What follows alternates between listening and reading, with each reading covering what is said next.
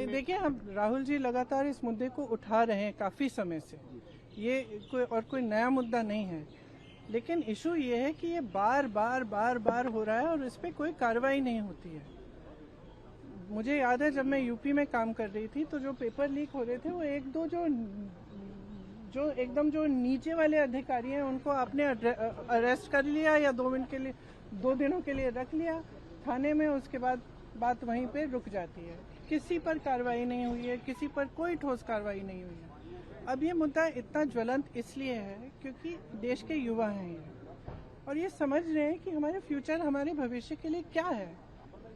हमारे माँ बाप लोन लेकर मुश्किल से हमें पढ़ाते हैं, हम लोग स्ट्रगल कर रहे हैं। वो ये कह रहे हैं ना, वो कह रहे हैं कि हम स्ट्रगल कर रहे हैं, हमारे लिए इतना मुश्किल है। आप कोचिंग सेंटर्स को देखिए, मैंने बहुत सारे देखे, और कोचिंग सेंटर्स में जाइए और कोई भी माँ बाप जानता है, मतलब किसी भी लेवल का, किसी भी सोसाइटी में आप जानते होंगे, आपके बच्चे जब पढ़ते हैं तो कितना टेंशन होता है, कितना जब एग्ज़ाम होता है कितना टेंशन होता है। एज इट इज़ इतनी मुश्किल परिस्थिति है, ऊपर से आपने जॉब्स क्रिएट नहीं किए हैं इतने समय से, तो बच्चा अपने फ्यूचर को देख रहा है, कह रहा है कि मतलब मेरे फ्यूचर में फिर है क्या, मैं स्ट्रगल ही करते रहूं। मैं कह रही थी इंग्लिश में, मैं कह रही थी कि मैं कुछ ऐसे बच्चों से मिली थी जब मैं यूपी में काम कर रही थी, जो 26 साल के, 27 साल के, 28 साल के बच्चे कह रहे हैं हमारी तो शादी भी नहीं हो रही है, हम कुछ कर नहीं पा रहे हैं, हम इंतजार कर रहे हैं कि हमारी नियुक्ति की लिस्ट आएगी, पेपर लीक हो जाता है, हम एग्जाम देते हैं, कुछ पता नहीं चलता, उसके बाद फिर हम दोबारा देते हैं। तो मतलब ये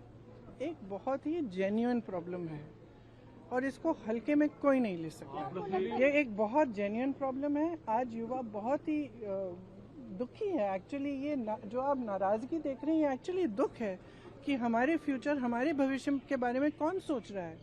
और इनकी सिंपल सी चीज़ है, आप प्रधानमंत्री हैं, आपकी जिम्मेदारी है, ये युवा हैं, हम सब इस सदन में रोज आते हैं, आप ना तो यहाँ पे आप चर्चा करना चाहते हैं, ना ऑपोजिशन को आप पॉइंट उठाने देते हैं, आप डिस्कस नहीं करना चाह रहे हैं। ये सदन है किसका? ये उन्हीं युवाओं का है ना जिसको आप रोक रहे हैं बाहर, जिन पर आप लाठीचार्ज कर रहे हैं, जिन पर आप आंसू गैस चला रहे हैं। ये तो मतलब ये सदन ही उनका है, हम सब यहाँ हैं, किसने हमें यहाँ रखा है? उन्होंने ही रखा है।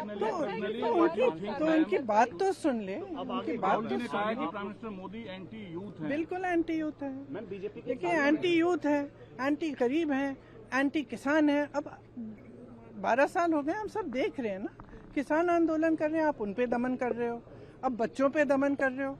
बच्चे हैं, सुन लीजिए इनकी बात, क्या होने जा रहा है। अगर इनकी बात शांति से सुन लें, आप मंत्री जी की जिम्मेदारी है, उनसे रिजाइन करवाइए। देखिए एक जमाना था जब मंत्री जिम्मेदारी लेते थे, मुझे याद है एक ट्रेन का एक्सीडेंट हुआ था शायद 80s में, अगले दिन उन्होंने इस्तीफा दिया, जो मंत्री रिस्पॉन्सिबल थे, जो उसके समय के रेल मंत्री थे। तो इस्तीफा दीजिए, जिम्मेदारी लीजिए, और सबसे जरूरी तो यह है कि सिस्टम को दुरुस्त करिए।